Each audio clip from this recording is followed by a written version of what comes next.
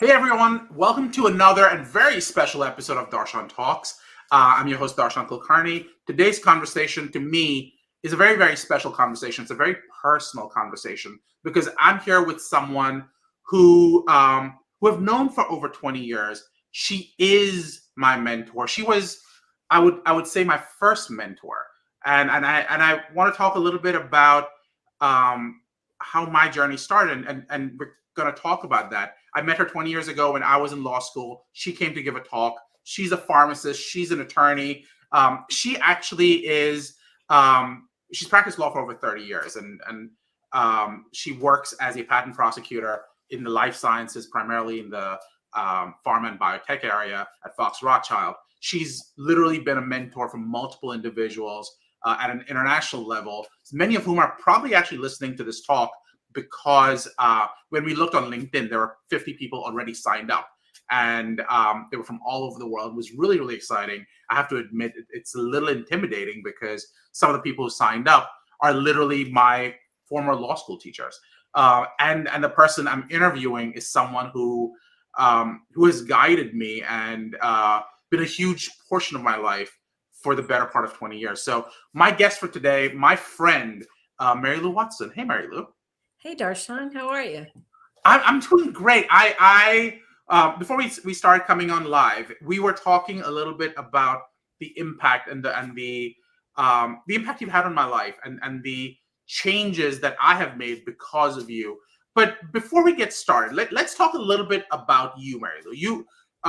The last time I saw you, you were getting an award in Philadelphia, and I think it was sheriff's dinner or something like that. And you were, again, out of the many, many different ways you get awarded. I think it was like the best mentor award or something like that, or leadership award.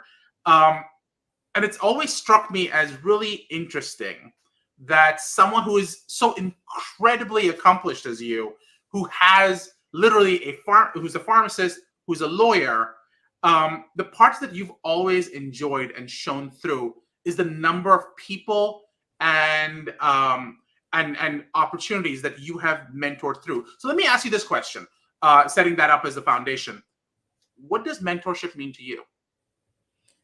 So, mentorship is huge. And, I thought about what that means to me, considering, I was coming on this podcast and I had to ask myself, where and when did mentorship start to matter to me? And when I thought about it, it actually came from something very negative that happened to me when I was in high school. And so you may or may not know this, but I grew up in West Philadelphia, and my mother bused me and my siblings to schools out just at the outskirts of Philadelphia, to magnet schools, because she wanted to make sure that we were positioned in a way to just have the best opportunities educationally. And so my mother always said, just always do your best and put your best foot forward. And I did exactly that. And all the way through school, I was at the top of my class. In fact, I graduated number 15 out of my entire graduating class. And when it came time for me to apply to undergrad, my mom basically said, I can only afford for you to go to one school, so you're going to have to pick one. And it has to be local because you're going to have to stay at home and commute and so on. So I picked Temple University, which I'm a proud graduate of twice, with my biology degree and my pharmacy degree. I did that. And after about 3 or 4 months, I received a notification from Temple saying that my application was incomplete because they had not received my letter of recommendation from my guidance counselor. And so I was puzzled about that. And my mother said, well, just, talk to him. Maybe it got lost in the mail, ask him to mail another copy. And I went to speak with him, and he actually looked me dead in my face and told me that he did not write the letter of recommendation for me because he didn't believe that I was college material. Now, I guess you didn't know that story. Your reaction. And so I had no idea why that man was telling me that. And And let's just say my mother handled that situation, got that letter written, post haste, and I was accepted into Temple. But I couldn't help but think about over time how many other students he may have said that to and ended up discouraging from pursuing whatever dream they may have had. And so at that point, I have this philosophy. Instead of getting angry, I decide, what am I going to do about it? Right. Because anybody can articulate the problem. What I need is to be able to articulate a solution. Right. And so for me, mentorship became it. Whether it started with mentoring cousins of mine and then as time went on and I started to grow professionally, mentoring others and frankly being mentored as well. I am the direct beneficiary of having some amazing mentors in my life. And I would say first and foremost, starting with my parents, but specifically, my grandmother and my mother. I was one of those kids that would actually listen. And and I'm number 3 of 4. So I learned the talent of learning from other people's mistakes, which sometimes, look, that's what mentorship does, right? Somebody provides you with guidance based upon where they've gone and how they've either navigated those paths in a successful way or how they were unsuccessful and why. And really, that's what mentorship has always been about. And I really love it because for me, it just, I tell those that I mentor often that their success is truly my success. Like when I see them doing well, like yourself, it's huge for me. And it's just, there's no amount of money that anyone could pay me to mentor because I really get so much out of doing it. It's true. Even today's talk, I remember you texted me a little bit earlier and said, "Look, I have a client meeting. I'm going to push that. I'm going to make sure I make the meeting, but we need to make sure that we have this talk because it's important to me." And that's really been, in my experience, your mantra for the last 20 years I've known you. You made time for me specifically, but for others like me. How has that impacted the types of relationships you've built? Not just with your mentees, but with your clients. Do they take that in a positive way? And has that actually helped you build and be more successful yourself?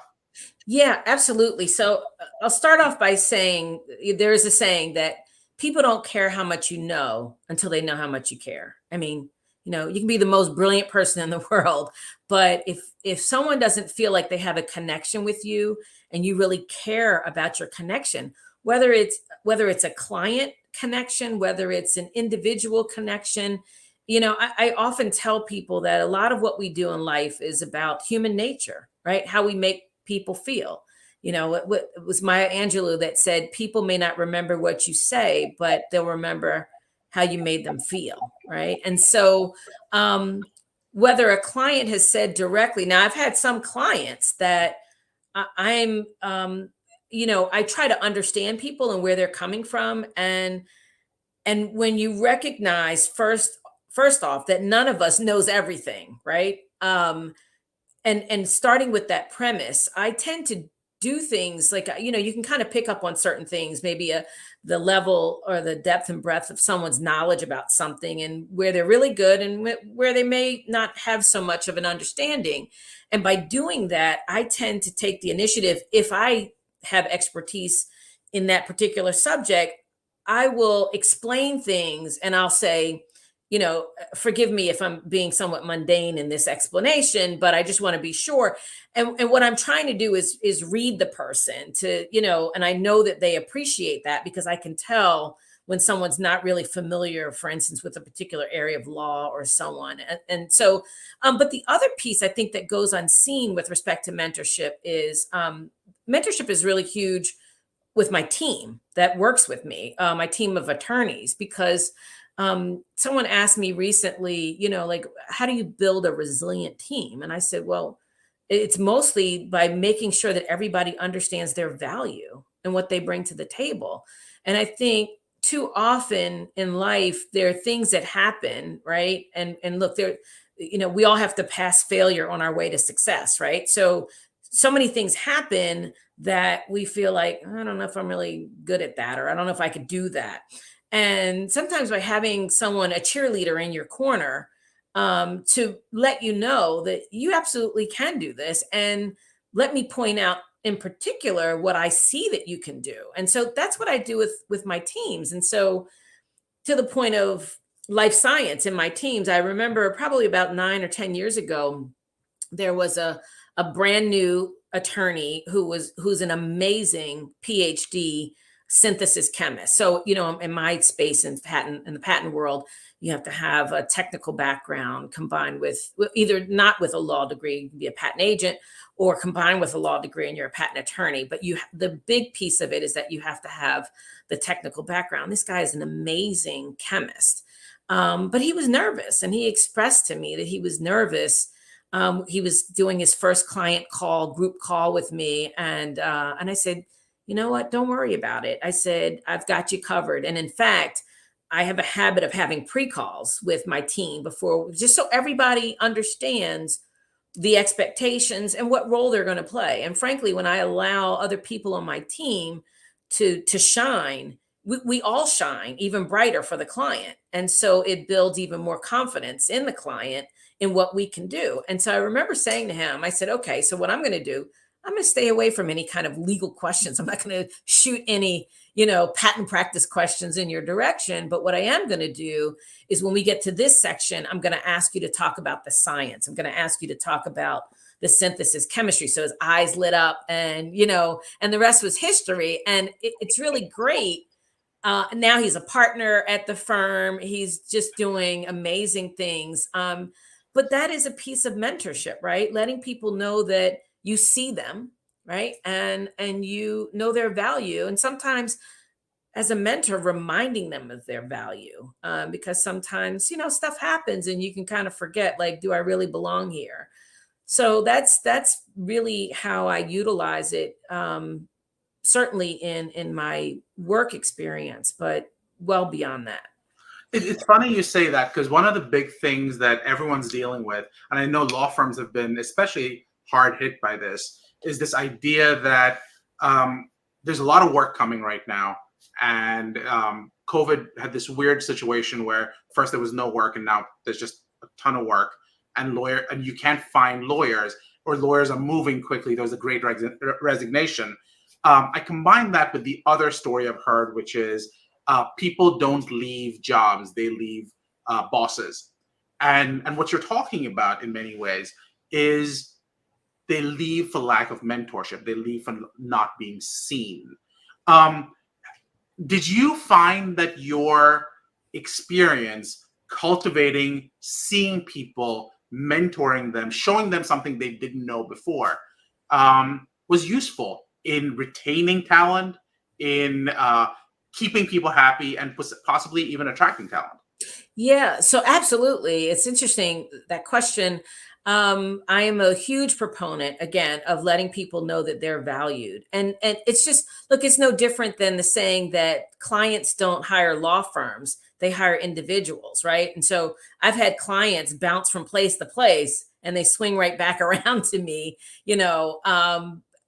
I would say first and foremost because of the excellent work that we do, and I can say that confidently about myself and my team in particular. But it's really important to again remind people how valuable they are. And don't get me wrong. So there are people that have said to me, if I weren't working for you, I don't know how long. And it's not necessarily even at where I am now at Fox. I've been at other law firms. I was in-house counsel previously. And I've had people say to me, like, if it weren't for you, I don't know how long I would still be here. And also, I actually am happy when I see people leave to go do something bigger and better. So, interestingly enough, my mom used to tell me that anyone that has an issue with teaching someone all that they know probably has a level of insecurity about themselves, because they worry that they're gonna be better than you. And she used to say, I want my students, she was a professor at Penn for years. She was like, I want my students to be better than me. I want to know that there was something that I did that may have helped them at some point. And so I think it cuts both ways, right? So there have definitely been people that have articulated to me that they were happy to be working on my team. But also people that have told me that, because of the experience and the exposure and the fact that I trusted them and mentored them in a way to trust themselves, that they're taking this leap and they've got this phenomenal job as in-house counsel or whatever it may be. I don't just mentor people in the legal field. I mean, it could be in the medical field, any field. So I think it cuts both ways. I was going to ask you about that because the commonality we had, and I mentioned this early on when we were doing this chat, but the way we met was, I think you came to my medical malpractice law class, and you gave a talk on patent prosecution and the role, and you were the first pharmacist attorney I'd ever met, and that was mind blowing to me. And speaks to the whole idea of representation matters and diversity matters and intersectionality and all that good stuff. But that's how we connected. We connected because we're both pharmacists, we're attorneys. My question for you is, do you still mentor pharmacists? Oh, absolutely. So yeah, that is like a whole section. And I'm very active on the board of visitors at Temple School of Pharmacy, which is where I attended pharmacy school. So I mentor students all the time. And in fact, I was honored to do the graduation keynote speech this year. And I had some students reach out to me afterwards about mentoring them that were, I guess, maybe thinking about going to law school. And I even had another who was like a family member of a student who was in law school who reached out to me. So I mentor her now and got her immediately into a summer 1L program. So, you know me, I'm always like, I'm a connector. So I'm Yeah. always thinking. And like I said, those folks that I believe that are watching today are not just those that I've mentored. They're people that, I've relied on to be my co-mentor because I don't do everything. And so I'm always thinking if someone's telling me what it is they're interested in, like I have one mentee who, amazing young man, on a full football scholarship to college, thought he wanted to go to law school and so on. But even now, as I come up to, as I meet people or as I connect with people on LinkedIn, like there's no shame in my game. I will go on LinkedIn and I will connect with someone, and either they'll connect or they won't. I'll connect with like a former NFL player, and then they'll connect back, and I'll say, "Hey, I have this student that I would love for you to mentor," and it's just like, absolutely. And it's a trickle effect because similar to what I'm sure you recall, I told you 20 years or more ago, all that I expect is that one day you're going to do the same for someone else. And interestingly enough, so this young man went on, graduated, doing amazing things. And I met another student who was in sports at his school, and he's still there. And I went to him and I said, "Hey, I need you to mentor somebody for me." And I tell people, I joke around, I say, the only answer I ever want to hear is absolutely, So, and so of course that's all I hear is absolutely. But that's how you pass it on. And so I know that when you and I first spoke, I said that to you. I said, all that I expect is that you will do the same for someone else, or probably many more people over time. And I know that you've done exactly that. It's funny you say that, and I want to give you the opportunity to sort of read something that I sent to you in 2011 because it was kind of funny. It was that everything coming back a full circle. I don't know if you still have that letter handy or anything like that, I but do. I sent you an email, and do you just want to read it so people Yeah. know the impact you've had on my life? Sure. No, absolutely. And this is, and I'll just say quickly that there are times that I get like thank you notes or I'll get emails, and you have no idea what that does for me. Like it literally, like hopefully I get them at a point in the day where it's towards the end of the day, because I feel like my day's done. I'm good. This is like, this is amazing. And so you sent this email to me in October of 2011, and it was a rather random email that you were sending, just saying hello. And it says, "Hi, Marilou. I was recently reminded of you in a recent interaction. I thought you may want to know. As you remember, the first time we met was when you came to give a lecture in my medical malpractice class at Temple. At that time, as a law student, I reached out to you since you were the only pharmacist attorney I had ever met. You were kind enough at that point to allow me to reach out to you after the lecture, and you have since helped and guided me over the years. Well, earlier this week, I gave a lecture on food and drug law at Widener, and I met a 1L who was a pharmacist, and he said he had never met a pharmacist attorney. He has no idea what his options are, and I'm going to meet with him in the coming weeks to discuss them with him. You had once told me that in exchange for you being generous with your time with me, you expected me to do the same when the time came. I have since tried to help a number of pre-law/law students to the extent I can. In this case, however, the similarities seemed uncanny. Again, after all these years, thank you, Darshan." And that's exactly, I think I put that into words, and I thank you every single day. I do want to emphasize, we've got a few different people commenting. Crystal Clay, brilliant leadership, putting people in a position for their strengths to shine. I've got Gary Lazoff, essential conversation for promotion of well-being in the professional services workspace, and outside of that space, a great conversation between two great connectors. And Crystal's agreeing. Refreshing to hear this conversation. The world needs more leaders like Marilou who are not afraid to lift up as they go. Model of servant leadership. So Marilou, first of all, thank you for everything you've done. So let me ask you a couple other questions though before you start tearing up, because I'm already seeing parts of that happening. I'm feeling a little glassy-eyed right now. The question I have is, a good mentor makes you feel supported. A good mentor makes you feel like if you fail, I'm there to catch you. So you won't fail. You will just drop a little bit and you'll still come out rising and shining. What has been, as a mentor, one of the things I have seen, and sometimes not even as a mentor, just seeing people, you'll see people who are afraid to mentor, almost like they're afraid that it encroaches on their role, their position. Okay, we're getting a lot of people just all coming in. You're so popular. How do you deal with people who are saying, I'm afraid to mentor because they might take away my secrets, or they might take my job away? How do you help people understand that that's not what this is about?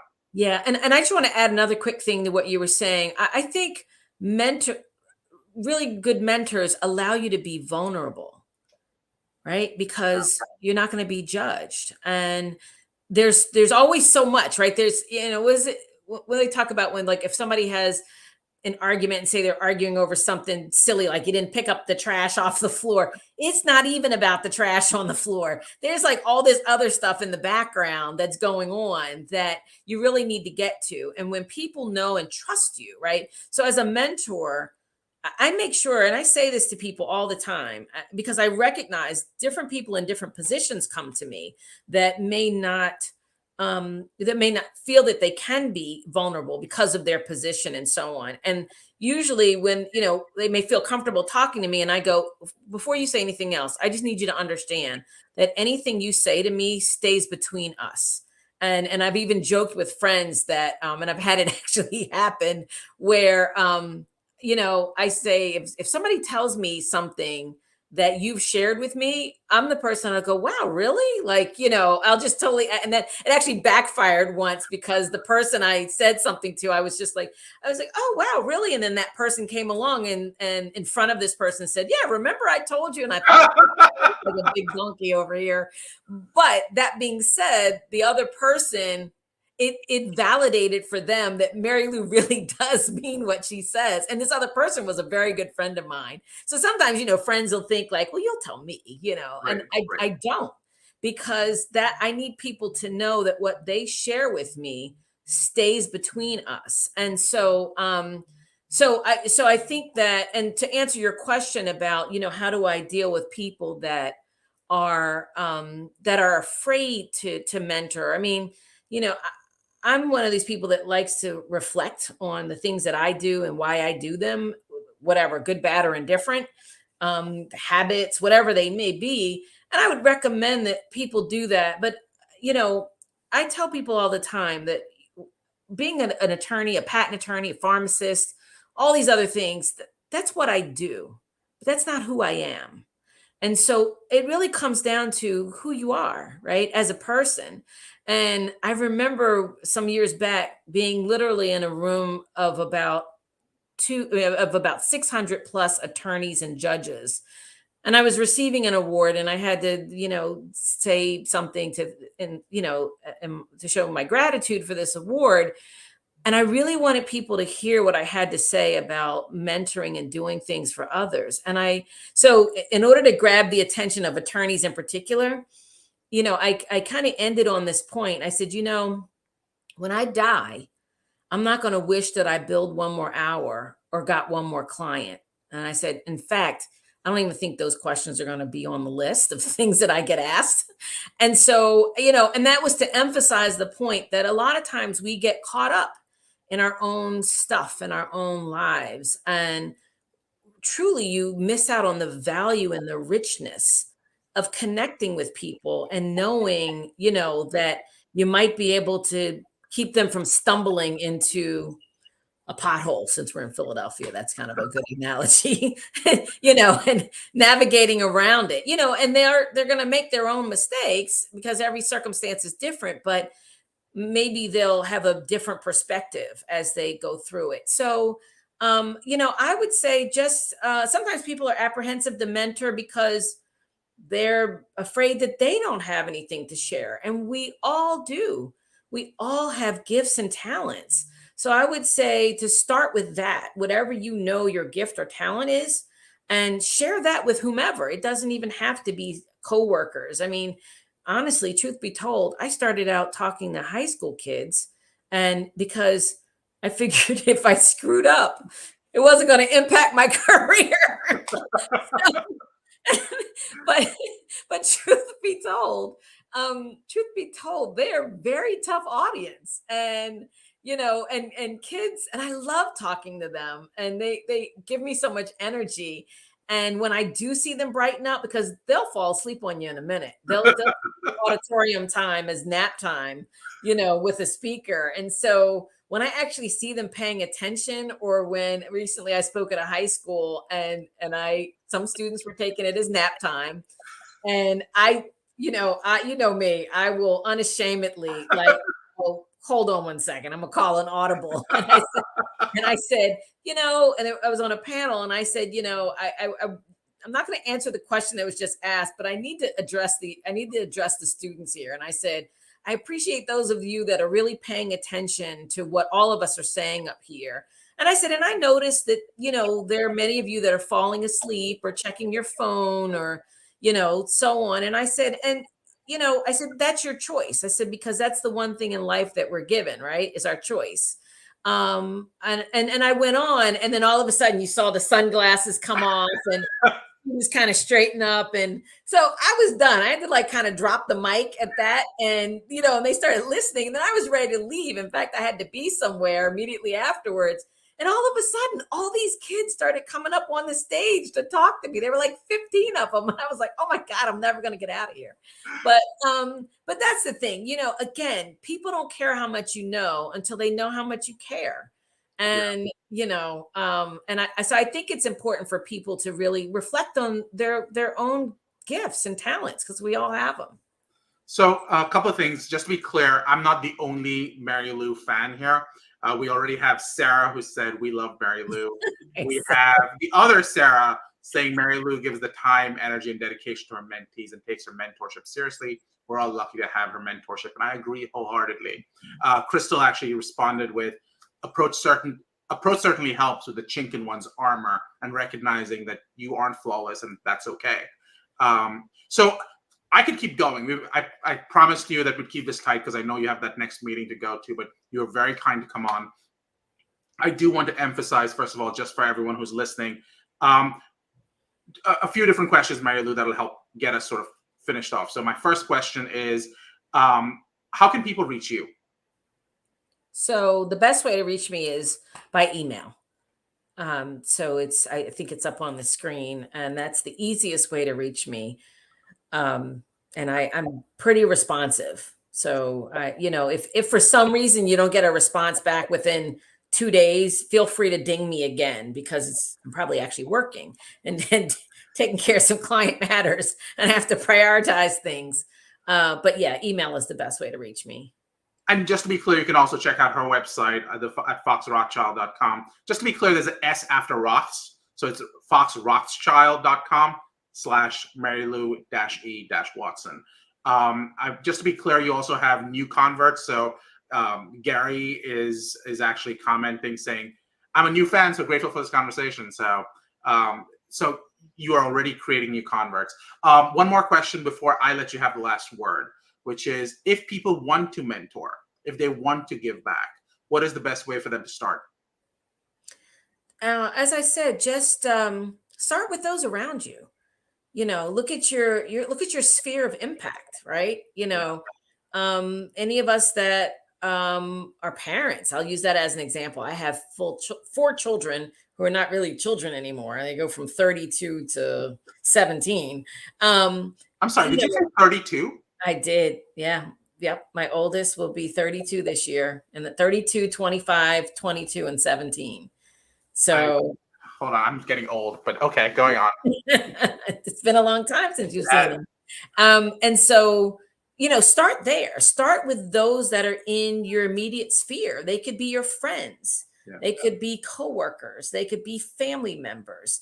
And, sometimes it's a slow roll. Like, some people have, magnanimous personalities and easily will start running after people, probably scare them if they try to mentor them.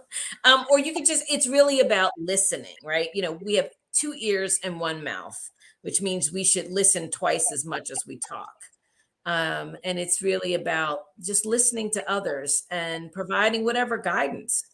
And if you have no guidance, sometimes just the listening is a great part of mentorship. People want to be heard. Last question. Any closing words?